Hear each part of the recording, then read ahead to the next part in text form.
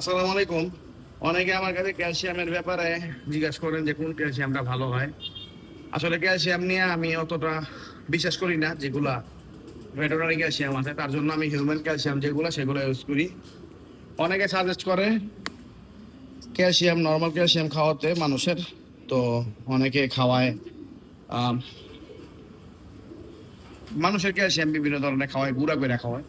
তা আপনারা কি করবেন, এরকম একটা ক্যালসিয়াম নেবেন, নামটা হলো কোরাক্যাল ভিটা। ঠিক আছে, নিয়ে 2 লিটার হোক, 2.5 লিটার হোক, 1.5 লিটার না, 2 থেকে 2.5 লিটার পানির মধ্যে একটা দিয়ে দিবেন। আমি দিচ্ছি না কারণ আমি আজকে দিব না। দিয়ে ওই পানিটা গোলার পর খাওয়াই দিবেন। ইনশাল্লাহ ক্যালসিয়ামের কোনো ঘাটতি থাকবে না। কারণ এইটা ওই ক্যালসিয়াম ভেজাল হতে পারে, এই ক্যালসিয়াম ভেজাল হওয়ার কোনো চান্স নাই। এগুলা হিউম্যান ড্রাগ এবং খুবই সেন্সিটিভ জিনিস। নর্মাল ক্যালসিয়ামের থেকে বেশি সেন্সিটিভ এগুলা। তাই সেটা করাটা আমি বেটার মনে করি আপনার। আসসালামু আলাইকুম।